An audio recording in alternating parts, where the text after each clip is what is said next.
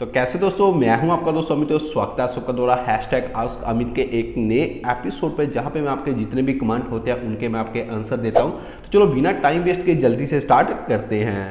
तो जहाँ पे जो सबसे पहले जहाँ पे जो कमेंट निकल के आता है, जहाँ पे ये पूछते हैं कि भाई play store and app store से कोई भी ऐप और गेम डाउनलोड करने पर वो फाइल मैनेजर में क्यों नहीं आता। मतलब जैसे कि ब्राउज़र से third party APK file download करने पर भी वो फाइल मैनेजर में आती है, देन हमको इंस्टॉल करते हैं बट प्ले स्टोर में फाइल ऑटोमेटिकली इंस्टॉल हो जाती है, उसकी एपीके फाइल मैनेजर में भी नहीं आती, फाइल मैनेजर में नहीं आती, वाई।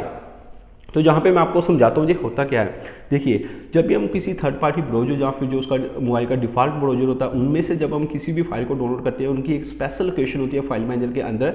अगर आप उसको ओपन करोगे कि आपकी जितनी भी फाइल होगी, जो भी होगी, वो तो आपको वहाँ से देखने को मिल जाएगा, चाहे कोई भी फॉर्मेट में कोई भी चीज़ आपने डाउनलोड किया है। लेकिन जब हम प्ले स्टोर से डाउनलोड करते हैं ना, वो पता क्या होता है, प्ले स्टोर एक देखा जाए तो वो एक बल्कि उनकी ऐप है, वो एक एंड्रॉयड का जो ऑपरेटिंग सिस्टम है उसकी एक डिफ़ॉल्ट ऐप है, जहाँ से आप जितने भी एपीके फाइल होते हैं उनको डाउनलोड कर सकते हो। हर एक मोबाइल का जिस सिस्टम की बात करें, जो स्टोर होती है इनकी एपीके फाइल, वो अलग अलग लोकेशन के ऊपर होती है। लेकिन जो मोस्टली जो लोकेशन होती है ना, वो अगर आप स्टोरेज को ओपन करोगे ना, उसके बाद आपको एंड्रॉयड की ऑप्शन देखने को मिलेगी, उसके बाद डेटा की ऑप्शन मिलेंगी, उसके बाद ओबीबी एक करके फोल्डर बनता है जहाँ पे ये हमको देखने को मिलती है। लेकिन सभी ऐसे नहीं होते हैं। हर एक सिस्टम का, हर एक मोबाइल की बात करें, हर एक ब्रांड का अलग अलग सिस्टम होता है जिसके कारण वो स्टोर करते हैं। तो वो एक अलग फॉर्मेट पे उसको स्टोर कर देते हैं, वो हमको दिखती नहीं है। चाहे आप फोटोज़ को ओपन करो, बल्कि जो फोटोज़ सामने करता है, जो जेपीजे फाइल जहाँ पे जीआईएफ जितने भी फॉर्मेट होते हैं उसको सामने करता है, या फिर कोई आप ऑडियो प्लेयर खोलो, जो भी म्यूजिक प्लेयर होता है वो भी वहाँ भी शो नहीं होगी, वीडियो प्लेयर को करो वहाँ भी नहीं होगी। जहाँ तक जब आप एक फाइल मैनेजर को डाउनलोड करते हो ना, उसके बाद एपी के एक होता है ना, अलग अलग सेक्शन बने होते हैं बहुत ज़्यादा। जैसे फाइल एक्सप्लोरर पहले आता था, उसमें भी हमको एक चीज़ देखने को मिलती थी एपीके। जैसे उसके ऊपर भी क्लिक करोगे, आपको जो डाउनलोड की हुई ना अपने ब्राउजर पे एपीके वो ही दिखेंगी, जो आपने प्ले स्टोर से इंस्टॉल किया वो आपको वहाँ पे नहीं दिखेंगी। तो ज़्यादातर चांस वही होती है जो मैंने आपको लोकेशन दिखाई है जहाँ पे होती है। और दूसरा इसका मेन कारण ये होता है, मैं आपको बताता हूँ। देखिए, जो भी आप एपीके फाइल को डाउनलोड करते हो ना, वो इसलिए वो हिडन रखते हैं उसको, जो प्ले स्टोर से करते हो वो इसलिए रखते हैं क्योंकि अगर तो वो सामने पड़ी होगी। देखिए, जैसे एक फोल्डर बन गया प्ले स्टोर का, ठीक है, उसके बाद आपने व्हाट्सएप को इंस्टॉल किया, व्हाट्सएप को इंस्टॉल कर लिया।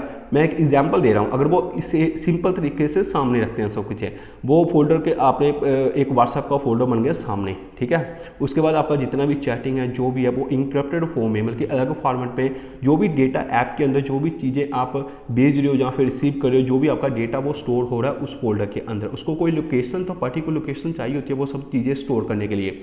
अगर नॉर्मल यूजर की बात करें तो वो आएगा, वो देखेगा कि भाई ये कौन सा फोल्डर बन गया व्हाट्सएप का, वो ओपन करेगा, जस्ट ऐसे करके डिलीट कर देगा, वो जितना भी डेटा होगा वो आपका डिलीट हो जाएगा।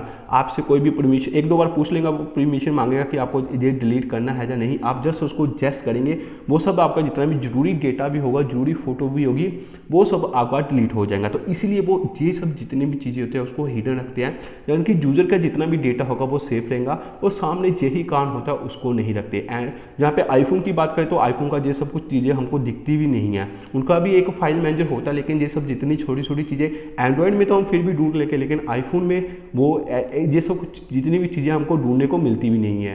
तो जहाँ पे आगे कमेंट की बात करें तो जहाँ पे नवीन सोनी की तरफ से एक कमेंट निकल गया था, वो पूछता है कि भाई गवर्नमेंट किसी एरिया का इंटरनेट शट डाउन कैसे करती है जम्मू कश्मीर की तरह, क्या गवर्नमेंट किसी एरिया के वाईफाई इंटरनेट को भी ब्लॉक कर सकती है, एंड क्या इस सिचुएशन में कोई जुगाड़ लगाकर इंटरनेट एक्सेस कर सकते हैं। तो जहाँ पे मैं आपको बताता हूँ, मैंने अभी एक दो दिन पहले हुआ जो आपने जम्मू एंड कश्मीर के बारे में पूछा, क्यों इंटरनेट शट डाउन होता है, भाई पूरी वीडियो बनाई है, आई बटन में लिंक दे रहा हूँ, वहाँ से जाके देख लो, एक एक चीज़ एक्सप्लेन किया भाई मैंने, क्यों वहाँ पे इंटरनेट बंद हुआ, उसके बाद वो कैसे इंटरनेट यूज़ करते हैं, अभी दोबारा उसमें 4G आ गया, वो कैसे आई है, वो वीडियो देख लेना, आपको आंसर मिल जाएगा। आगे आप पूछते हो किसी एरिया के वाईफाई को इंटरनेट को भी वो वाईफाई का जो इंटरनेट होता है उसको भी ब्लॉक कर सकते हैं। तो जहाँ पे जो मेन बात निकल के आती है, जब भी हमको किसी कोई इंटरनेट को एक्सेस करना होता है, हमको इंटरनेट चाहिए होता है, तो हम क्या करते हैं कि हमको ISP की ज़रूरत पड़ती है, जिसको बोलते हैं इंटरनेट सर्विस प्रोवाइडर, ठीक है। जैसे जियो, ये जितने भी सर्विस प्रोवाइडर हैं, जियो, एयरटेल, वोडाफोन, ठीक है, इनकी हमको ज़रूरत पड़ती है। ये इंटरनेट एक्सेस हमको दिलवाएंगे तो हम यूज़ कर सकते हैं ना। अब सपोज मेरे पास ब्रॉडबैंड है जहाँ पे BSNL का, उसके बाद मैंने मॉडेम लगा लिया, एक वाईफाई मॉडेम लगा लिया, तो अभी वो पीछे से अगर इंटरनेट ही बंद कर देते तो मेरा वाईफाई मॉडेम यहाँ पे क्या करेगा, वो भी तो बंद ही होगा ना।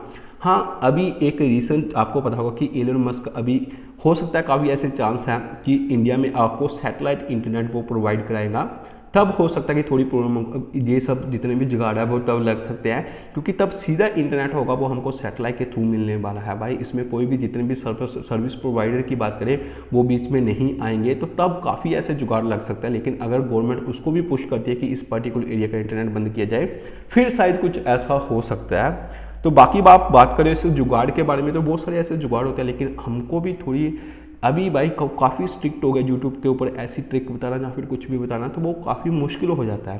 तो बेसिक जो मेन बात है कि भाई आप कोई जुगाड़ नहीं लगा सकते, अगर तो दूसरा सैटेलाइट इंटरनेट है फिर आप कुछ कर सकते हो, लेकिन बाकी किसी भी तरह पे आप जो इंटरनेट है वो यूज़ नहीं कर सकते हो। यहाँ पे आगे बात करते हैं फिर, जहाँ पे जो नवीन सोनी की तरफ से एक कमेंट निकल के आता है, WhatsApp group limit 257 why, and दूसरी तरफ टेलीग्राम में 2 लाख पीपल। ये आप पूछते हो कि क्यों ऐसा, इतना फ़र्क क्यों है।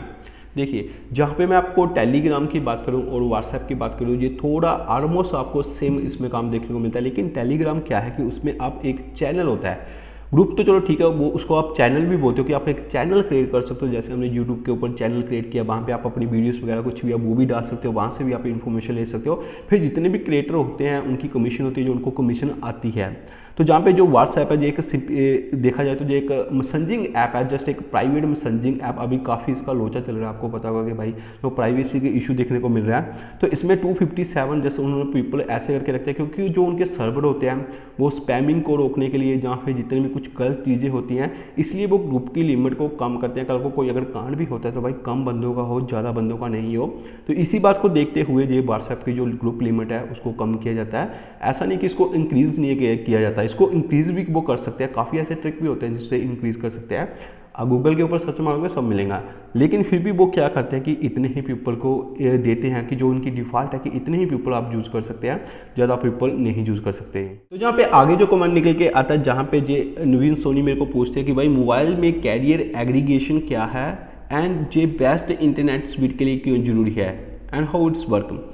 जहाँ पे मैं आपको बताता हूँ कि भाई ये जो कैरियर एग्रीगेशन होता है ना, ये काफ़ी ज़रूरी होता है हर एक मोबाइल के लिए। एक्चुअली ये होता है जैसे C1, C2, C3 ऐसे करके जितने कैरियर एग्रीगेशन ज़्यादा होते हैं ना, उतना कैरियर एग्रीगेशन सही होता है। जहाँ पे मैं आपको समझाता हूँ, ये देखिए, अगर आपके मोबाइल जो कैरियर एग्रीगेशन को सपोर्ट करता है, आप देख सकते हैं एक ऐप होती है जिसको बोलते हैं, जहाँ पे क्या बोलते थे यार, नेट मॉनिस्टर करके एक ऐप है।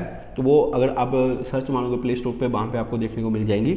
उसको अगर आप डाउनलोड करोगे, वहाँ पे आपको जो कैरियर एग्रीगेशन दिखेंगे कि कितने कैरियर एग्रीगेशन है, 2 है, 3 है, 4 है, वो आपको वहाँ पे देख लेंगे। सबसे ऊपर वो आपको दिखता है, ठीक है। उसके बाद ये करते क्या है, सपोज आपका पास एक टावर लगा हुआ है, ठीक है, बहुत सारे ऐसे करके यूजर हैं। अगर आपके मोबाइल में जो आता है ना 4G प्लस, LTE प्लस ऐसा करके आपको देखने को मिलता है वाईफाई के बिना, अगर तो आप सेलुलर नेटवर्क को यूज़ कर रहे हो, वाईफाई को नहीं कर रहे हो, जैसे जो सिम कार्ड होते हैं उसको यूज़ कर रहे हो, तो वहाँ पे क्या होता है कि वो टावर आपको जस्ट एक ही जो बैंडविड्थ होती है ना, एक ही बैंडविड्थ आपको उसमें देखने को मिलती है, जो कुछ 20 मेगाहर्ट्ज़ की होती है, ठीक है। इससे ज़्यादा आपको बैंडविड्थ देखने को नहीं मिलती। जहाँ पे मैं आपको समझाता हूँ, एक थोड़ा और तरीका मैं देता हूँ। देखिए, अगर मेरे को जहाँ से मेरे 7-8 दोस्त है मेरे पास, ठीक है, अगर वो 7-8 दोस्त मेरे को सबके पास से एक बाइक है, हम सबको जाना है जहाँ पे 100 किलोमीटर है, उसमें हमको जाना है, ठीक है। अभी हम एक रोड छोटा है, अभी हमको काफ़ी प्रॉब्लम होगी ना, वो क्या करेंगे कि कभी वो आगे हो जाएगा, दूसरा आगे हो जाएगा, तो हो सकता है कि इसमें एक्सीडेंट भी हो जाएगा, काफ़ी प्रॉब्लम देखने को मिलती है, ठीक है। वो होता है जब हमारे पास कैरियर एग्रीगेशन नहीं है, मतलब कि एक ही जो बैंडविड्थ है हमारे पास, जो एक ही सिग्नल आ रहा है, उसकी बैंडविड्थ जस्ट आपको 20 मेगाहर्ट्ज़ मिल रही है, इससे ज़्यादा आपको नहीं मिल रही है। उसके अंदर ही सब कुछ आप करो, जो भी करने का है, 5-6 बंदे उसके अंदर घुसेड़ के रखे हैं, सबको थोड़ा थोड़ा बांट के देंगे वो जो भी नेटवर्क होगा, ठीक है। अभी जहाँ पे कैरियर एग्रीगेशन में पता क्या होता है, उसमें अगर 2 सी है, वो क्या करेंगे कि 2 लेयर बना देंगे, एक जे वाला ट्रैक हो गया, दूसरा ट्रैक जे वाला हो गया। अगर 3 सी है 3 ट्रैक, अगर 4 सी है तो 4 ट्रैक इसमें बनेंगे, ठीक है। अगर जहाँ पे एग्जांपल लेते हैं, हमारे पास कैरियर एग्रीगेशन जो हमारा मोबाइल है वो सपोर्ट करता है, हमने क्या किया कि 4 ट्रैक जहाँ पे बना लिए, 1 2 3 4। अभी हम क्या करेंगे, सभी जो दोस्त है वो 2-2 एक ट्रैक के ऊपर 2-2 हो जाएंगे, हमारे पास स्पेस होगा, हम अच्छे से बाइक ज़्यादा स्पीड में लेके जल्दी से वहाँ पे पहुँच जाएंगे। अगर वो कैरियर एग्रीगेशन फिर क्या होता है कि हम जल्दी से पहुंच सकते हैं। तो ऐसे कैरियर एग्रीगेशन में होता है, उसमें क्या होता है कि हमको जो 4 ऐसे करके जो ट्रैक होते हैं वो मिल जाते हैं, जिसके थ्रू जो बैंडविड्थ होती है वो इंक्रीज हो जाती है। फिर हमको जहाँ पे 200 मेगाहर्ट्ज़ तक हो सकता है कि हमको जो फ्रीक्वेंसी होती है, बैंडविड्थ होती है, जो हमको वो देखने को मिल जाती है। इजी डेटा ट्रांसफर होता है, सब कुछ इजी होता है। स्पीड की बात करें तो वो भी काफ़ी ज़्यादा होती है। बेसिकली कैरियर एग्रीगेशन में क्या होता है कि हमको जो चैनल होते हैं वो ज़्यादा मिल जाते हैं, जिसके कारण जो बैंडविड्थ होती है वो इंक्रीज हो जाती है, सब हमारे लिए हो जाती है।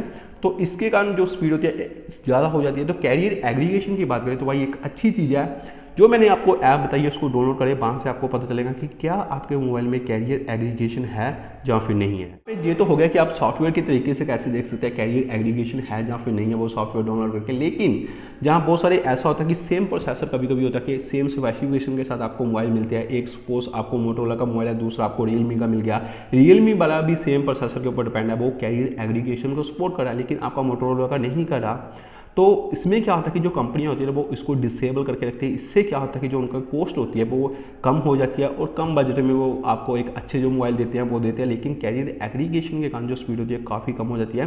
स्पीड का काफ़ी ज़्यादा फर्क पड़ता है भाई इससे। अगर 10 MB की स्पीड आ रही है जिसपे कैरियर एग्रीगेशन है, तो दूसरे की जो स्पीड आएंगी ना वो आई थिंक 7-7.5 MB इतनी तक आएंगी। तो ये है कैरियर एग्रीगेशन। आगे कमेंट की बात करते हैं तो जहाँ पे प्रियांशु मेरे को पूछते हैं, हर बार मेरे को कमेंट करते हैं, जैसे सनी विद फनी करते हैं, नवीन सोनी करते हैं, और भी बहुत सारे मेरे ऐसे अच्छे दोस्त हैं, जैसे और एक दो था यार, ओके बहुत सारे हैं, मतलब कि कुछ ऐसे लोग हैं जो मेरे को कंटिन्यू कमेंट करते रहते हैं। तो जहाँ पे ये पूछते हैं कि bro please make video on Google cam, if you need any help I can help you. ठीक है भाई, अगर आप मेरी हेल्प करना चाहते हो तो ठीक है, अच्छी बात है। तो मैं जरूर आपको जहाँ पे एक ईमेल आईडी है वो मैं अपनी नीचे दूंगा, आप मेरे को वहाँ पे ईमेल करना। तो मैं आपको नंबर दूंगा, अपना मोबाइल नंबर, फिर हम फ़ोन पे बात करेंगे। तो ठीक है, आप जो भी मेरे को हेल्प करना चाहते हैं, जो भी गूगल कैम के बारे में बताऊंगे, ठीक है, अच्छी बात है। मैं भी थोड़ा इंप्रूव करके वीडियो है वो बना सकता हूँ। आगे फिर जहाँ पे नवीन सोनी का एक कमेंट निकल के आता है, जहाँ पे वो पूछते हैं यूट्यूब अपने प्लेटफॉर्म पर, आगे आप पढ़ लेना, बल्कि गलत तरीके की जो वीडियो होती है कैसे डिटेक्ट करके डिलीट करता है और जो यूट्यूब की पॉलिसी को तोड़ती है। यूट्यूब पर हर सेकंड लाखों वीडियो अपलोड होती हैं, क्या यूट्यूब ने अपने एम्प्लॉय लगा रखे हैं, देखा कि ये वीडियो गलत है, सही है, या फिर यूट्यूब को रॉन्ग वीडियो को डिलीट करता है। एंड कैरी मिनाटी की वीडियो टिकटॉक यूट्यूबर को डिलीट हुई थी, इस वीडियो में क्या गलत था। ओके ठीक है भाई। तो जहाँ पे मैं आपको बताता हूँ कि सबसे पहले जहाँ पे बाहर निकल के आती है कि यूट्यूब अपने जितने भी ऐसी ऑफेंसिव वीडियो, जहाँ पे जो गलत वीडियो होती हैं, जिसमें कुछ ऐसे न्यूडिटी दिखाई होती है, जहाँ पे कुछ भी ऐसे कंटेंट होते हैं, उसको डिलीट कैसे करता है। बेसिकली अगर जहाँ पे यूट्यूब के ऊपर एक दिन में बहुत ज़्यादा वीडियो अपलोड होती हैं, बहुत ज़्यादा वीडियो होती है, और सबसे जहाँ तक देखा जाए ना, इतना स्ट्रॉन्ग एल्गोरिदम है यूट्यूब का ऊपर। इसके ऊपर लोग भी काम करते हैं, इसके एम्प्लॉय भी है, लेकिन ज़्यादा जो काम करता है वो एल्गोरिदम करता है। वो ही देखता है कि उसको पता चलता है कि भाई उसको ऐसे डिज़ाइन किया जाता है एल्गोरिदम को, उसको पता था कि कौन सी वीडियो के अंदर क्या चल रहा है, कैसा उसके तो म्यूजिक चल रहा है। जैसे अगर मैं कोई कॉपीराइट जहाँ पे म्यूजिक यूज़ करता हूँ ना, पीछे आपने देखा हो बहुत ज़्यादा ऐसे जो म्यूजिक होते हैं, सपोज मैं जहाँ पे कोई गाना लगा देता हूँ ना, वो वीडियो जब अपलोड होती है ना, तो मतलब कि जैसे अपलोड पूरी होती है, साइड में वो थोड़ा टाइम लेगी वो प्रोसेसिंग में, और साथ में वहाँ पे आ जाता है कि कॉपीराइट क्लेम। मतलब कि इतनी जल्दी वो बताता है कि इस वीडियो के अंदर कुछ ऐसे कंटेंट है जो आपने रीयूज़ किया है, जहाँ फिर कुछ ऐसे अगर कंटेंट आपने यूज़ किया जो सेक्सुअल कंटेंट होते हैं उसका भी क्लेम, जहाँ पे वो भी आपको कॉपीराइट कम्युनिटी स्ट्राइक होती है जो वो आ जाएंगी। बल्कि इतना उसका स्ट्रॉन्ग एल्गोरिदम होता है भाई, काफ़ी स्ट्रॉन्ग होता है।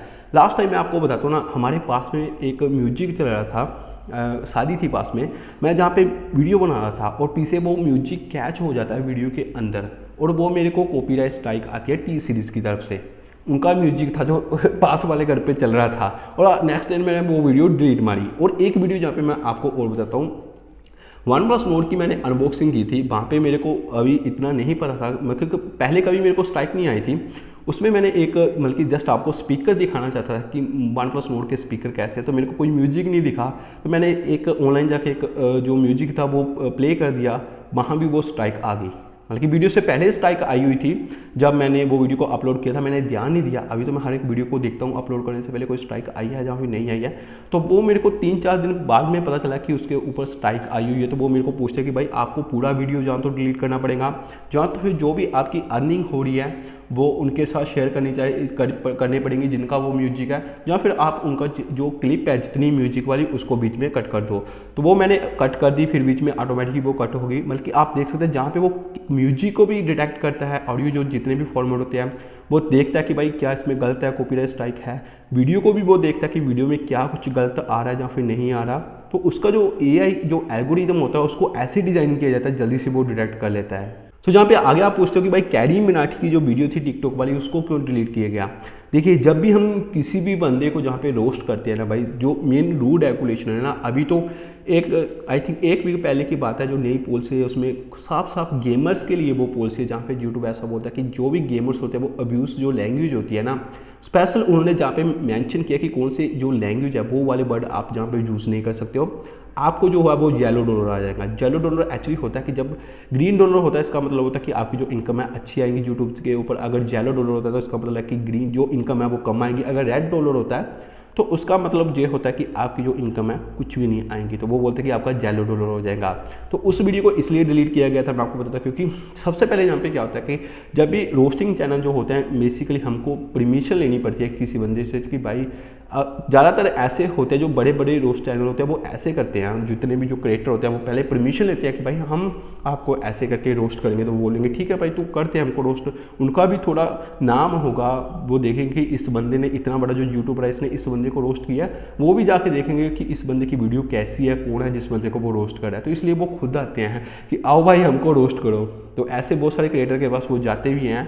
तो रोस्टिंग बेसिकली जो देखा जाए तो इसलिए उसको जो था वो डिलीट किया गया था। ऊपर से ऑफेंसिव लैंग्वेज थी, वो वीडियो मैंने भी देखी हुई है, बहुत गलत। जहाँ पे वो गलत तो नहीं है, वैसे सही बोला था बंदे ने जो भी बोला था, लेकिन काफ़ी ऐसे ऐसी चीज़ें थी जो उन्होंने वहाँ वीडियो में गलत बोली थी। तो यही है कि यूट्यूब कैसे उसका एल्गोरिथम समझता है वीडियो को कि कौन सी वीडियो कैसी है कैसी नहीं है। और जहाँ पे कैरी मिनाटी की वीडियो को डिलीट की थी वो मैंने आपको बता दिया। तो जहाँ पे आगे कमेंट की बात करें तो जहाँ पे नवीन सोनी पूछते हैं क्या हार्मनी OS में इसमें Google play store and YouTube install करने पर नहीं चलेगा क्या हार्मनी OS में। ओके ठीक है। तो आप जहाँ पे पूछते हो कि जो हुवावे का OS था हार्मनी OS, उसके बारे में काफ़ी चर्चा चल रही है। अभी तक उसको लॉन्च होना चाहिए था, काफ़ी टाइम से मैंने ध्यान नहीं दिया, मैं देखता हूँ क्या चल रहा है उसका। तो ये पूछते हैं कि भाई उसमें यूट्यूब और जो गूगल का प्ले स्टोर है वो चलेगा। हाँ भाई, यहाँ पे मैं आपको बताता हूँ जो गूगल का प्ले स्टोर है वो तो चलेगा ही, वो तो चलेगा, क्योंकि हार्मनी OS की बात करें वो भी ओपन सोर्स जो लिनक्स बेस्ड ऑपरेटिंग सिस्टम है, एंड्रॉयड भी ऐसा ही है। और ये APK फाइल उसमें भी चलेंगी और इसमें भी चलेंगी। ऊपर से आप पूछते हो यूट्यूब इसमें चलेगा या फिर नहीं चलेगा, जहाँ पे मैं आपको बताता हूँ अगर तो हार्मनी OS चाइना में है तो फिर यूट्यूब नहीं चलेगा। VPN लगा के आप कुछ ऐसा जुगाड़ लगा के चला सकते हो चाइना में, लेकिन अगर आप दूसरी कंट्री में हो तो वो ऑफकोर्स जहाँ पे यूट्यूब चलेगा। क्योंकि ऐसा नहीं है कि गूगल का यूट्यूब है तो वो जैसे मतलब कि वो प्ले स्टोर वहाँ पे नहीं देगा, जहाँ फिर आपको तो थर्ड पार्टी APK फाइल होगी ना जहाँ पे गूगल प्ले स्टोर की वो डाउनलोड करनी पड़ेंगी हार्मनी पे। और जहाँ पे जो आप बात कर रहे हो ना जहाँ पे यूट्यूब पे ऊपर जो आपको मतलब कि इंस्टॉल कर सकते हैं, जहाँ पे नहीं कर सकते क्योंकि यूट्यूब को बेसिकली क्या है उसको एक पैसा कमाने का ना, वो तो सभी प्लेटफॉर्म के लिए देंगे। iOS की बात करें जहाँ पे जो अपना ऐप स्टोर होता है एप्पल का, वहाँ भी तो यूट्यूब दे रहा है ना, उसको क्या डाउनलोड करो, ज़्यादा से ज़्यादा बंदे डाउनलोड करो। कोई भी मार्केट है, कुछ भी प्ले स्टोर है, कैसा भी ऑपरेटिंग सिस्टम है, विंडो की बात करें कुछ भी, ये लो आप डाउनलोड करो, वीडियो देखो। ये सब जो इससे जो मेन कारण होता है यही होता है। तो चीज़ चलेगा, ऑफकोर्स चलेगा भाई, गूगल का प्ले स्टोर भी चलेगा और जहाँ पे यूट्यूब भी इसमें जरूर चलेगा। तो जहाँ पे आगे कमेंट की बात करें जहाँ पे नवीन सोनी पूछते हैं कि भाई जैसे कि आप जानते हो कि यूट्यूब प्रीमियम बहुत लंबा लिखा है वैसे, यूट्यूब प्रीमियम में ही ये फीचर है कि विदाउट एड्स पोपो प्ले बैकग्राउंड म्यूजिक बहुत सारे ऐसे जो फंक्शन होते हैं मिल जाते हैं, सेम यूट्यूब की तरह होता है। और यूट्यूब प्रीमियम के सारे फीचर फ्री में देता है। मोबाइल में यूट्यूब वैनिस यूज़ करने पे सेफ है या फिर रिस्क है। तो ओके, बेसिकली आप जहाँ पे पूछना चाहते हो कि जो मतलब कि क्रैक ऐप होते हैं जैसे बहुत सारे होते हैं, ठीक है, वो यूज़ करना सेफ़ है या फिर नहीं है। तो जहाँ पे मैं आपको बताता हूँ कि भाई वो एक्चुअली सेफ़ नहीं है। जितने भी क्रैक ऐप होते हैं वो सेफ़ नहीं होते हैं, ये बात सच है। क्योंकि उसमें कुछ तो कुछ आपका जो डेटा होगा कुछ तो वो लीक करेंगे, जिससे उनको फायदा होगा, ऐड चलाएंगे अपने, या फिर कुछ करेंगे, या फिर ऐड अगर नहीं भी होता बेसिकली वो क्रैक करके ऐड नहीं लेते।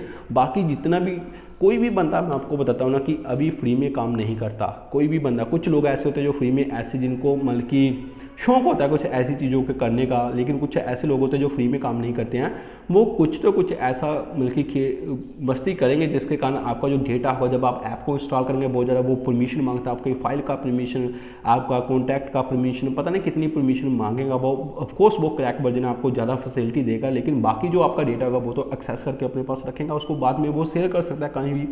तो ये बात है बेसिकली कि जो मतलब कि सेफ़ नहीं है। उसके बाद आप एक और कुछ पूछते हो जहाँ पे, एंड प्ले स्टोर पर मिलने वाले सभी गेम्स के मोड भी आसानी से मिल जाते हैं, जैसे कि अनलिमिटेड करेंसी मिलती है, जैसे Subway software keys, unlimited coins को क्या क्रैक्ड एपीके गेम्स में चूज़ करना सेफ़ है, एंड गेमिंग कंपनीज वेबसाइट को रिपोर्ट करके बैन क्यों नहीं देती, क्योंकि उनके ओरिजिनल ऐप को, हाँ वो सॉफ्टवेयर कंपनी अगेंस्ट कुछ क्यों। आप बोल रहे हो कि जो भी कंपनियां मतलब कि जैसे कि गेम्स के बारे में बात करें, जैसे आप कोई क्रैक वर्जन डाउनलोड करते हैं उसमें बहुत ज़्यादा आपको कॉइन देखने को मिलते हैं, मोड्स देखने को मिलते हैं, बहुत सारी ऐसी फैसिलिटियाँ वो देते हैं, जैसे जो करेंसी होती है वो देखने को मिलती है।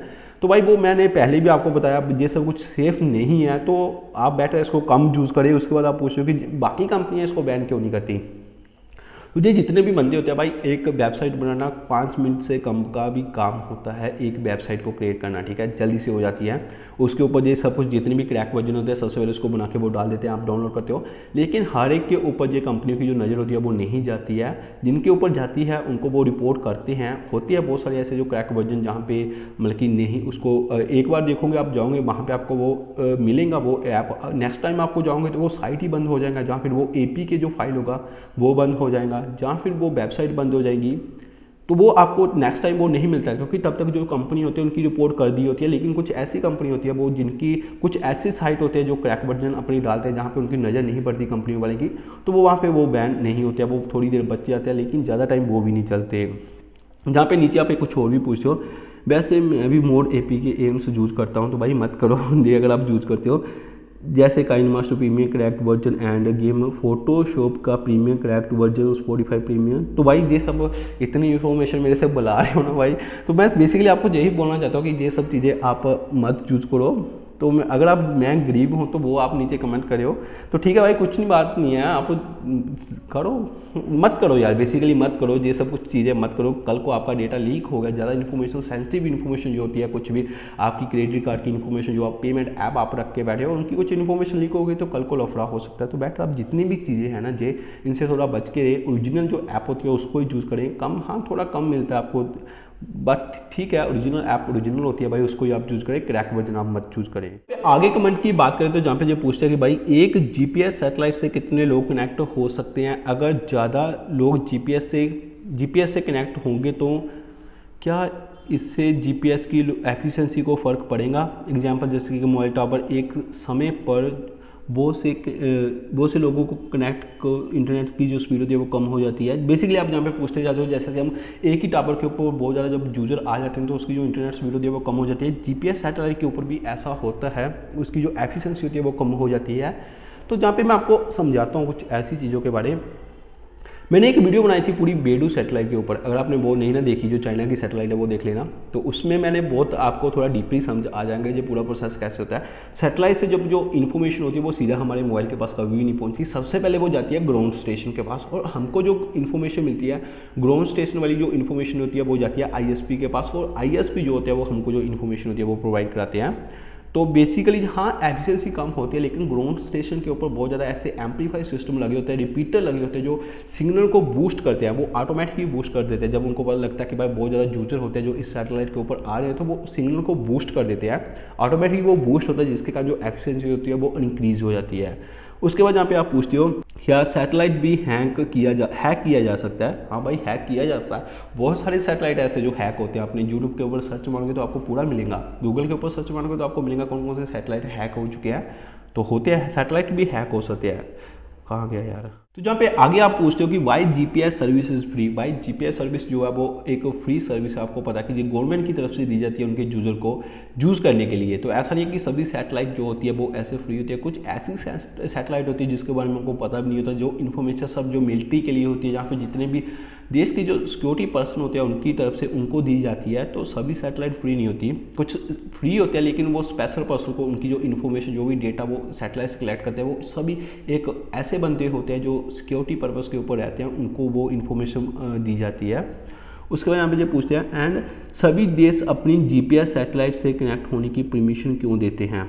तो भाई सिंपल सी यहाँ पे एग्जाम्पल है कि तो बेसिकली जो मतलब कि बोलो ना कि आप किसी का जैसे जो ऐप होते हैं आपको फ्री में बहुत सारे ऐप ऐसे क्यों देखने को मिलती है, उनको डेटा चाहिए होता है, आपका डेटा चाहिए तभी तो फ्री में इतने ऐप मिलते हैं ना। तो बेसिकली ये भी एक कारण होता है कि वो बोलते हैं कि हम आप हमारी सैटेलाइट से ऊपर कनेक्ट हो जाओ, क्योंकि जितना भी यूजर सर्च मारेंगे सब कुछ करेंगे उनके पास जो इन्फॉर्मेशन होती है वो ईजी पहुँच जाती है। उसके बाद पूछते हैं कि रशिया की ग्लोनस एग्जाम्पल, हमारे पास जो जियो की सिम है तो हमें जियो के नेटवर्क ही मिलेंगे, वी या एयरटेल के नहीं मिलेंगे। अगर हम इंडिया में जीपीएस यूज़ कर रहे हैं तो हम अपनी नेबिक सैटेलाइट को कनेक्ट होना चाहिए, जबकि हम और देश की जो सैटेलाइट कनेक्ट होना चाहिए और देशों की सैटेलाइट से भी कनेक्ट होते हैं वाई। ओके, ये जो सैटेलाइट से हम कनेक्ट होते हैं ना, ये हमारा जो प्रोसेसर होता है उसके अंदर एक पार्ट होता है जिसको बोलते हैं जीपीएस पार्ट, उसके अंदर एक रिसीवर होता है। वो रिसीवर किस सैटेलाइट का है, सपोज वो जीपीएस का है वो अमेरिका के साथ कनेक्ट होगा, वो ग्लोनस का है तो वो रशिया के साथ कनेक्ट होगा। नेबिक अभी क्वालकॉम ने लास्ट टाइम मैंने एक वीडियो बनाई थी उसमें मैंने बताया था कि क्वालकॉम अभी अपना जो प्रोसेसर होगा ना उसमें एक नेबिक चिप लगाएगा, मतलब कि वो नेबिक रिसीवर होगा जीपीएस का। अगर तो नेबिक रिसीवर है तो ऑफकोर्स हमारा जो मोबाइल होगा वो इंडिया की सैटेलाइट के साथ कनेक्ट होगा, क्योंकि प्रोसेसर जो भी हम यूज़ करते हैं मोबाइल उसके प्रोसेसर के अंदर जो एसओसी है उसके अंदर जो रिसीवर होगा सैटेलाइट का वही सैटेलाइट के साथ वो कनेक्ट होगा ना। तो यही बात होती है जहाँ पे अगर हम रशिया की ग्लोनस सैटेलाइट से कनेक्ट हो गए, उनको रशिया मिलिट्री को हमारी लोकेशन पता हो तो हम प्राइवेसी का खतरा, हाँ भाई प्राइवेसी का खतरा होता है, वो मैंने आपको ऑलरेडी बताया स्टार्टिंग में कि क्यों फ्री में सब कंट्रियाँ बोलती है कि भाई हमारी सैटेलाइट के साथ कनेक्ट हो। अभी बेडू सैटेलाइट चाइना की लॉन्च हुई है तो वो सबको बोल रही है कि भाई हमारी सैटेलाइट के ऊपर आओ ना, हमारी सैटेलाइट यूज़ करो। जहाँ तक जो चाइनीज़ लोग दूसरी कंट्रियों में रहते हैं ना, जैसे बात करते हैं अमेरिका की बात करें या फिर दूसरी कंट्रियों में रहते हैं, ये ग्लोबल सैटेलाइट होती है ना, जो हमारा नेबिक सैटेलाइट है ये ग्लोबल सैटेलाइट सिस्टम नहीं है ना, ये लोकल सैटेलाइट सिस्टम है। जैसे बेडू की बात करें, जीपीएस की बात करें, ग्लोनस की बात करें, ये ग्लोबल सैटेलाइट सिस्टम है। और चाइना ने जब बेडू को लॉन्च किया ना, वो पता क्या बोलता है, जितने भी लोग चाइनीज़ लोग हैं जो दूसरी कंट्रियों में रहते हैं वो क्या करें कि जो बेडू सैटेलाइट है उसको यूज़ करें, ना कि दूसरों को यूज़ करें। अभी आप देख सकते हैं कि ये प्राइवेसी का कितना उनको इम्पोर्टेंट है कि भाई हमारे बंदे जो है हमारी जो देश की सैटेलाइट है उसको यूज़ करें, और वो दूसरों को भी बोल रहा है कि हमारी सैटेलाइट यूज़ करो। यहाँ पे आगे आप पूछते हो कि भाई क्या GPS, Bluetooth, wifi, 2G, 3G, 4G mobile network, satellite and FM radio के सिग्नल अंडर वाटर भी काम करते हैं, क्योंकि मिलिट्री अपनी पनडुब्बियों को थल सेना और वायु सेना से कैसे कनेक्ट करता है। तो भाई जो जितनी भी पनडुब्बियाँ होती हैं ना, इनके पास जो आप बोल रहे हो ना 2G, 3G, 4G सिग्नल, इसकी बात करें तो ये काफ़ी मुश्किल होता है इनको पहुंचाने का। फिलहाल जो भी ऑप्टिकल फाइबर होते हैं ना बड़े बड़े, वो तो समुद्र से नीचे गुजारे जाते हैं, जैसे कि जो इंटरनेट को एक कंट्री से दूसरी कंट्री तक लेके आते हैं, लेकिन वो काफ़ी मुश्किल होता है क्योंकि उसको ज्वाइंट नहीं कर सकता हर टाइम से हम ऑप्टिकल फाइबर के साथ, मतलब कि ऐसे उसका जो बात करें वायर कुछ पनडुब्बी की कनेक्ट कर ली और हम इंटरनेट यूज़ करें, काफ़ी मुश्किल होता है क्योंकि वो तो चलती रहती है, वो लोकेशन अपनी चेंज करती रहती है पनडुब्बी, तो ऐसा करना काफ़ी मुश्किल होता है। तो वो यूज़ करते हैं सोनार को, जिसको बोलते हैं साउंड नेविगेशन एंड रेंजिंग। वो बेसिकली क्या होता है, वो एक वेव्स छोड़ते हैं, साउंड वेव्स को छोड़ा जाता है, जो रिसीवर होता है वो उसको रिसीव करता है, वो फिर उसको चेंज करता है, जो वेव्स होती हैं उसको चेंज करता है इलेक्ट्रिकल सिग्नल में, फिर जो एक्चुअल सिग्नल होता है जो भी उन्होंने बोल के पहुँचाया या फिर टेक्स्ट मैसेज किया कुछ भी किया, वो उसको रियल सिग्नल में चेंज करता है। फिर जितने भी इन्फॉर्मेशन वो बेस स्टेशन के ऊपर पहुंचती है, फिर जो बेस स्टेशन के ऊपर जो कनेक्ट किया होता है, मतलब कि जो भी लोकल उसका इंटरनेट सिस्टम है 4G, 3G, 4G कुछ भी है, वो उसके साथ कनेक्ट करेगा। फिर वो जहाँ पे जो ऊपर जो मतलब की बात करते हैं हम रडार के पास पहुँचेगा, फिर रडार के थ्रू जो सिग्नल होता है वो सीधा जो वायु सेना की बात करें वो उसके थ्रू कम्युनिकेट करता है। तो थल सेना से लेके अगर वायु सेना की बात करें तो भाई इसका प्रोसेस काफ़ी कॉम्प्लिकेटेड है। सोनार के थ्रू ये सिग्नल ट्रांसफ़र किए जाएंगे अर्थ स्टेशन पे, अर्थ स्टेशन से जो सिग्नल ट्रांसफ़र हो गए वो पहुंचेगा जहाँ पे रडार के पास, और रडार के से सिग्नल वो पहुंचेंगे जहाँ पे वायु सेना के पास। तो ऐसा तो है नहीं कि भाई जो मोबाइल टावर होते हैं वो ऊपर तक पहुँचे, ऊपर तक तो सिग्नल पहुँच नहीं सकते। आपने देखा होगा अगर लंबी बिल्डिंग होती है तो जब आप सबसे ऊपर फ्लोर में चले जाते हैं तो वहाँ नेटवर्क होते हैं वो कम हो जाता है। लेकिन जो फाइटर जेट तो बहुत ऊपर चलते हैं, तो वो जो रडार सिस्टम होता है उसको यूज़ करते हैं, जो थल सैन होते हैं वो सोनार को यूज़ करते हैं, और जो अर्थ स्टेशन के ऊपर आप जितने भी जो होते हैं उसको यूज़ कर सकते हैं। वो तो आपको पता है कि नॉर्मल कौन कौन से जो कम्युनिकेशन के जो सिस्टम होते हैं अर्थ स्टेशन के ऊपर यूज़ कर सकते हैं। तो जहाँ पे आगे कमेंट की बात करें तो ये निकल के आता है जहाँ पे लक्ष्य और गेमिंग मेरे को पूछते हैं hashtag ask Amit how many subscriber you have and best mobile under 20,000। तो भाई सबसे पहले आप पूछते हो सब्सक्राइबर कितने हैं, तो भाई ज़्यादा सब्सक्राइबर नहीं है मेरे। अभी मेरे चैनल को स्टार्ट हुए थोड़ा टाइम ही हुआ है, मेरा चैनल कोई 3-4 साल पुराना नहीं है। उसके बाद आप पूछते हो कि भाई 20,000 के अंडर कौन सा बेस्ट मोबाइल है, तो मैंने आपको ऑलरेडी एक कमेंट करके बता दिया था। आप Realme X7 Pro जो 5G स्मार्टफोन अभी लॉन्च हुआ है उसको आप ले सकते हैं, अच्छा स्मार्टफोन है। और जहाँ पे आपको आई थिंक 6GB वाला जो रैम का वेरिएंट है वो आपको 20,000 के करीब मिलेगा, और जो 8GB वाला जो वेरिएंट है जिसमें 8GB आपको रैम देखने को मिलती है वो आई थिंक 22,000 का कुछ इतने का देखने को मिलेगा। तो बेटर आप 2,000 ज़्यादा खर्च करके 8GB वाला जो वेरिएंट है उसको ले सकते हैं। यहाँ पे आगे कमेंट की बात करें तो जो निकल गया था सनी विद फनी से करके जो मेरे को पूछे क्या इंटरनेट की चोरी की जा सकती है।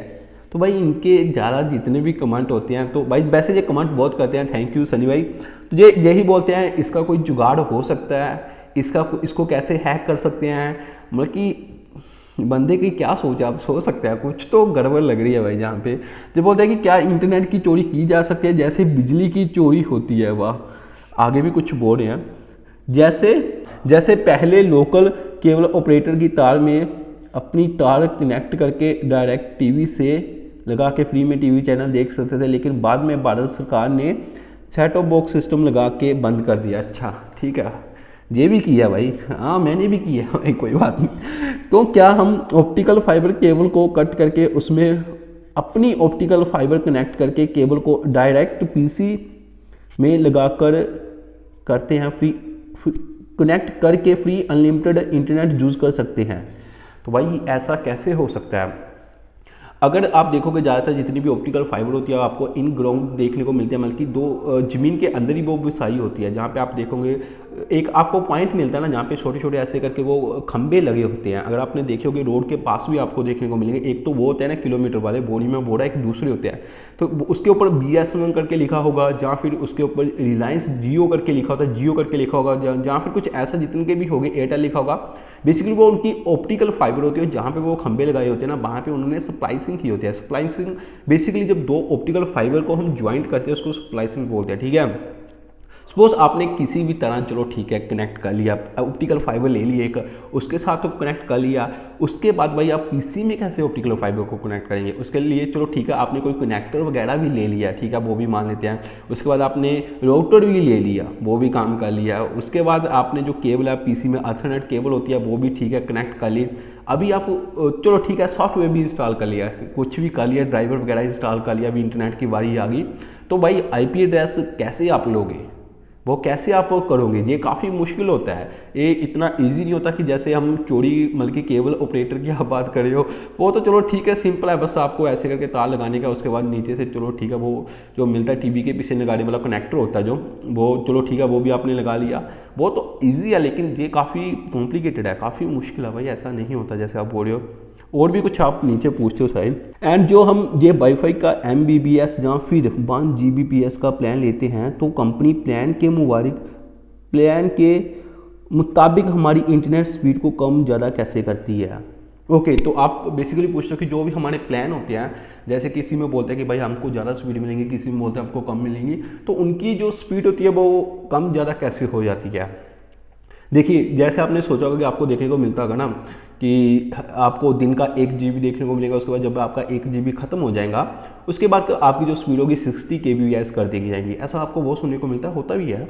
तो उसमें पता क्या होता है, बेसिकली जब आपका जो प्लान होता है ना उसमें क्या होता है, जितना भी उसका जो सिस्टम होता है, कंप्यूटर सिस्टम होता है, वो ऑटोमेटिकली जो आपकी बैंडविड्थ होती है उसको इंक्रीज़ करता है। बैंडविड्थ आपको ज़्यादा मिलती है, ज़्यादा बैंडविड्थ मिलती है, ज़्यादा डाटा आएगा, ठीक है। बेसिकली एक जो रोड हो गया आपको बड़ा रोड मिल गया, अभी आप चाहे कहीं भी गाड़ी घुमाओ खुले आम, चाहो कोई टेंशन नहीं, कोई ट्रैफिक नहीं है, कोई कुछ नहीं है, तो जब आपका वो पूरा लिमिट क्रॉस हो जाता है तो जो आपकी 1 GB खत्म हो जाती है, फिर आपकी जो बैंडविड्थ होती है उसको कम किया जाता है। जैसे आपकी बैंडविड्थ कम होगी तो भाई फिर तो आप स्लो जाओगे ना, बेसिकली बैंडविड्थ कम होती है तो ज़्यादा डेटा होता है वो ट्रांसफर नहीं कर सकते, आपकी स्पीड जो कम हो जाती है। इसके अकॉर्डिंग वो ऑटोमेटिकली जितना भी उन्होंने प्रोग्राम किया होता है अपनी मशीन के अंदर वो ऐसे ही काम करते हैं कि इस ऑपरेटर के अंदर, मतलब कि जे वाला जो एक बंदा है जो सब्सक्राइबर है, जैसे हम सब्सक्राइबर है, इसका जे वाला नंबर है, इस नंबर के ऊपर जे प्लान चल रहा है, इतने टाइम के बाद इसको इतनी बैंडविड्थ दी जाएंगी और जब इसका प्लान खत्म होगा फिर इसकी बैंडविड्थ इतनी हो जाएंगी। तो ये जितना भी प्रोसेस होता है ये ऑटोमेटिक ही होता है।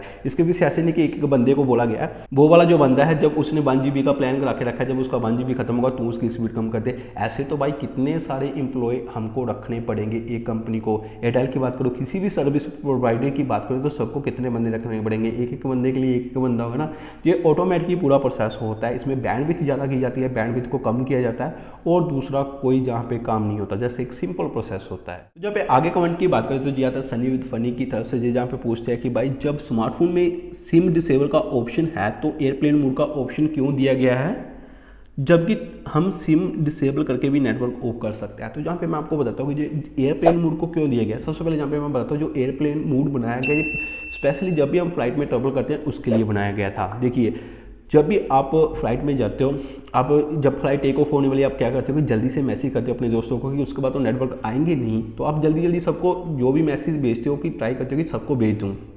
तब आपके पास एक एयर होस्टेस आती है, वो बोलती है, अच्छी सी एक एयर होस्टेस होती है, वो बोलती है कि सर आप अपना जो मोबाइल है प्लीज़ स्विच ऑफ कर लीजिए। तो आप उसको अगर बोलोगे ना कि मेरे को स्विच ऑफ नहीं करने का, मेरे को जस्ट गेम खेलने का, मैं एयरप्लेन मोड पे लगा लेता हूँ, तो वो बोलेंगे ठीक है आप एयरप्लेन मोड पे ही लगा लीजिए। तो इसका मतलब क्या होता है, देखिए जब भी जो फ्लाइट के अंदर बहुत सारी कम्युनिकेशन वाले सिस्टम होते हैं, बहुत सारी ऐसी फ्रीक्वेंसी होती है जो आपस में इंटरेक्ट करती है, जो पायलट ऐसे करके बोलता है ना, जो बेस स्टेशन होता है उनका, जहाँ तक वो इन्फॉर्मेशन पहुँचाते हैं कि हम इतना डिस्टेंस रह गया, ये रह गया, GPS होता है और भी बहुत सारी ट्रैकिंग डिवाइस भी होती है अपना प्लेन के अंदर, जितनी भी कम्युनिकेशन होती है सब रेडियो फ्रीक्वेंसी भी वो जनरेट करती हैं।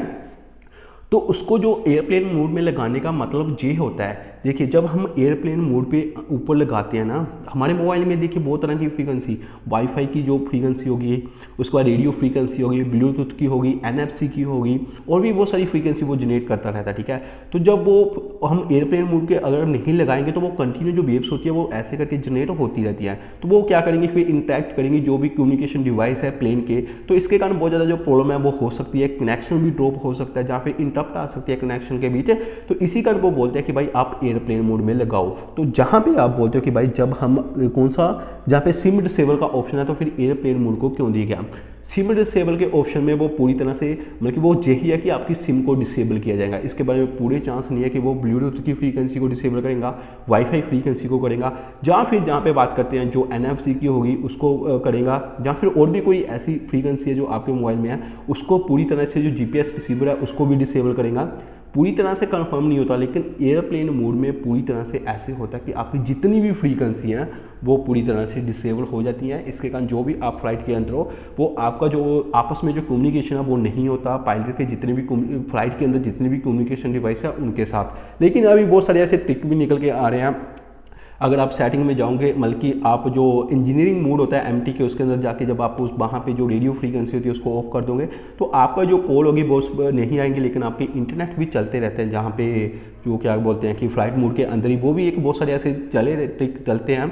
तो बेसिकली जो कहना चाहता हूँ कि इसका क्यों डाला, आपने पूछ रहे हो कि फ्लाइट मोड को क्यों डाला, जब मतलब कि जहाँ एयरप्लेन मोड को क्यों डाला जबकि जहाँ पे दूसरा सिम डिसेबल का ऑप्शन भी है, तो वो यही है कि जो मैंने आपको समझाया क्यों जहाँ पे इन्होंने जो एयरप्लेन मोड को डाला है। आगे कमेंट की बात करते तो ये भी जहाँ पे सनी विद फनी की तरफ से आ रहा है, जहाँ पे ये पूछता है क्या एप्पल वाले भी आईफोन का लॉक नहीं तोड़ सकते। तो जहाँ पे मैं आपको समझाता हूँ, तो बहुत बार आपने ऐसा सुना भी होगा कि भाई एप्पल वाले खुद बोलते हैं कि भाई हम आईफोन का लॉक तोड़ नहीं सकते। लेकिन देखिए कोई भी जब कंपनी बनती है या फिर कोई भी वो अपना प्रोडक्ट बनाती है, जो भी मतलब कि बेसिकली जब इलेक्ट्रॉनिक्स की बात आती है, लैपटॉप की बात करें, जहाँ कुछ भी आती है, उनको कुछ गवर्नमेंट के रूल रेगुलेशन होते हैं जो उनको मानने पड़ते हैं। कल को कुछ ऐसा हो जाए, कुछ क्रिमिनल केस हो जाए, या फिर कोई मतलब कि ऐसे टेररिस्ट होते हैं जो कि गलत तरीके से जो हमारी डिवाइस है उनको यूज़ करते हैं, तो फिर वो जितनी भी वो पुलिस होती है वो सीधा कंपनी के पास आती है कि भाई ये बंदे ने ऐसा किया है, तो तो हमको ये बताओ कि इसके पास कौन सी इन्फॉर्मेशन है, कहाँ पे इन्होंने कॉल किया है, जहाँ फिर आपकी जो डिवाइस है इसमें से क्या क्या इसने सेव किया है, तो वो फिर बताती है। ऐसा नहीं होता कि लेकिन सब कंपनियां ऐसा बोलती है, लेकिन कुछ सीक्रेट हो गए भाई उनके, लेकिन ऐसा नहीं हो सकता कि वो लॉक नहीं, जो बंदा ये बना सकता है उसको भाई वो अनलॉक भी कर सकता है। उनके पास कुछ दूसरे जो अपने क्रिएट किए हुए कुछ ऐसे सॉफ्टवेयर हो गए, कुछ ऐसे कोड हो गए, जो कुछ ऐसे जो SSD जो कोड होते हैं, जैसे हम लगाते हैं ना स्टार हैश करके, ऐसे कुछ वैसे कुछ कोड हो गए। तो आई थिंक मेरे हिसाब से ये कर सकते हैं, ऐसा नहीं बोलते कि हम कर नहीं सकते। हाँ, लोग जो सेंटर वगैरह होते हैं ना, जैसे आपने देखे हो गया आईफोन सेंटर, वो तो चलो ठीक है नहीं कर सकते, वो दूसरे तरीके से कर सकते हो, जो एक सिंपल तरीका होगा जिससे पूरा डेटा आपका जो होता है वो अरेज किया जाता है, पूरे आपकी जो कैची मेमोरी होती है उसको अरेज किया जाता है, डेटा वाइप किया जाता है, फिर आपको जो फोन होता है वो अनलॉक किया जाता है। लेकिन अगर बिना किसी चीज़ को ऐसे क्लियर किए जो भी आपका डेटा है वो ऊपर से ही होता है, जो प्रोफेशनल होते हैं, जो मतलब कि जब पुलिस का केस होता है, जहाँ पे कुछ ऐसे केस होते हैं, तब कंपनी को सब कुछ बताना पड़ता है। तो जितनी भी कंपनी होती है ना, जो आप सोच रहे हो कि भाई VPN भी जो आप फ्री में यूज करते हो ना, हमारा तो IP एड्रेस हाइड हो रहा है, लेकिन जब ऊपर से गवर्नमेंट देती है ना, ये VPN कंपनियाँ पूरा चिट्ठा आपका खोल के रखती हैं कि ये बंदा ये वाला VPN यूज़ कर रहा है। तो बेटर है आप थोड़ा सा इन सब चीज़ों में थोड़ा बच के रहें, ऐसे गलत काम मत करें, जो भी सही काम होता है वो ही करें। आगे कमेंट की बात करें तो ये भी सनी विद फनी की तरफ से आता है, जहाँ पे जो पूछता है कि एप्पल वाले ये क्यों नहीं बताते कि आईफोन में रैम कितना है। तो ये बात आपकी सही है, जब भी आप उसकी साइड के ऊपर जाकर स्पेसिफिकेशन देखोगे आपको रैम वाला ऑप्शन ज़्यादातर देखने को नहीं मिलेगा, उसमें बताया नहीं होगा कि इसमें रैम कितनी है। रैम तो छोड़ो, स्टार्टिंग में वो अभी जो आईफोन 12 को लॉन्च किया, बैटरी के बारे में पूरी तरह से इन्फॉर्मेशन ये है कि कितने mAh का इसमें बैटरी है। तो जहाँ पे मैं आपको बताता हूँ, जो अगर एंड्रॉयड फ़ोन की जहाँ पे बात करें ना भाई, उसका प्रोसेस कुछ अलग होता है, क्योंकि एंड्रॉयड ऑपरेटिंग सिस्टम की बात करें ना, ये एक कंपटीशन की तरह आ जाता है। जैसे बहुत सारी कंपनी आपको देखने को मिलती है, रियलमी का एंड्रॉयड, रियलमी में एंड्रॉयड आ गया, शॉमी में आ गया, वन प्लस, बहुत सारे एंड्रॉयड देखने को मिलता है। फिर वो कंपटीशन में देते हैं ना, इसमें ये प्रोसेसर है, इसमें इतना रैम देखने को मिलेगा, इसमें 4 GB मिलेगा, बोलेगा इसमें 8 है, इसमें 12 14, ठीक है, क्योंकि उनको आपस में कंपटीशन करना होता है। उसके लिए उनका हार्डवेयर अलग है, उनका सॉफ्टवेयर अलग है, और उसके बाद उनको दोनों को कॉम्बिनेशन करना पड़ता है, ठीक है। एप्पल की बात करें तो भाई इनकी घर की खेती है, जहाँ पे मैं आपको बताता हूँ इनका ऑपरेटिंग सिस्टम अपना है। बेशक ये हार्डवेयर भी बेशक दूसरी कंपनी से लेती है, लेकिन वो डिज़ाइन जो हार्डवेयर करते हैं वो अपने लिए करते हैं, अपने आईफोन के लिए, ठीक है।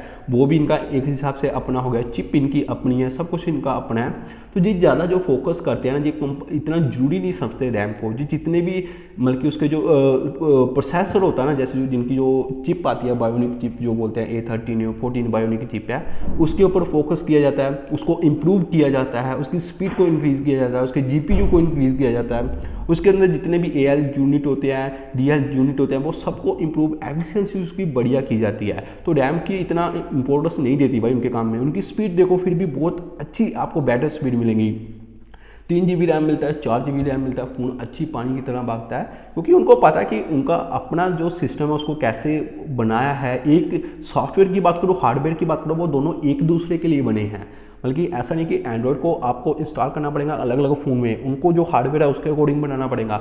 लेकिन जो इनका इकोसिस्टम है एप्पल का, ये काफ़ी डेवलपमेंट है। इकोसिस्टम अपने लिए ये तैयार करते हैं, बल्कि अपने आईफोन के लिए तैयार करते हैं, तो इसी का जो उनकी स्पीड होती है वो ज़्यादा होती है। तो रैम को ज़्यादा ये इतना प्रेफरेंस नहीं देते थे कि इतनी रैम होगी, इतनी रैम होगी भाई, फिर भी इनकी जो स्पीड देखोगे आप, ज़्यादा स्पीड होती है। दोस्तों यही था, जितने भी सवाल थे जो मैंने आपको आज के #AskAmid के एपिसोड में मैंने बताया। अगर मेरे से जहाँ पे कुछ मिस होता है तो मैं ट्राई करूँगा आपको कमेंट बॉक्स में उसका आंसर दे दूँ, और आप भी ट्राई करना कि ज़्यादा से ज़्यादा कमेंट करना, और मैं भी ट्राई करूँगा कि जो मेरे से स्किप हो गए नेक्स्ट एपिसोड में मैं वो सब कमेंट लूँ दोबारा और उनका आंसर दूँ। तो यही था जो मैंने आपको आज की इस वीडियो में बताया। तो अगर आपके पास भी कुछ बहुत सारे ऐसे सवाल हैं तो मेरे को नीचे कमेंट बॉक्स करके बताइए, मैं उसके जवाब ढूंढता हूँ। जहाँ फिर कुछ भी आपके पास ऐसी नई टेक्नोलॉजी के बारे में आपको पता चलता है उसके बारे में भी कमेंट कर सकते हैं, तो मैं फिर उसके ऊपर रिसर्च करूँगा, हम बातें करेंगे उसके ऊपर कि क्या ये ऐसा हो सकता है, जहाँ फिर नहीं हो सकता, जहाँ फिर कौन सी ये चीज़ है। ऐसी जितनी भी टेक्नोलॉजी से रिलेटेड जो इन्फॉर्मेशन होती है, आप नई सीखते हो या फिर कहीं से लेते हो, या फिर आपके मन में कोई सवाल है तो आप कमेंट बॉक्स कर सकते हैं। तो वीडियो अच्छी लगे लाइक जरूर करके जाना। दोस्त पहली बार मेरे चैनल के ऊपर आए हैं, जिन्होंने अभी तक मेरा चैनल सब्सक्राइब नहीं किया, तो भाई वो भी जल्दी से सब्सक्राइब कर लेना और वीडियो को लाइक कर देना और कमेंट भी करना, ताकि नेक्स्ट एपिसोड में हो सकता है कि जो मेरा नया सब्सक्राइबर है उनके जहाँ पे मैं आंसर दूँ। तो यही था जो मैंने आपको आज के इस वीडियो में बताया। Thank you.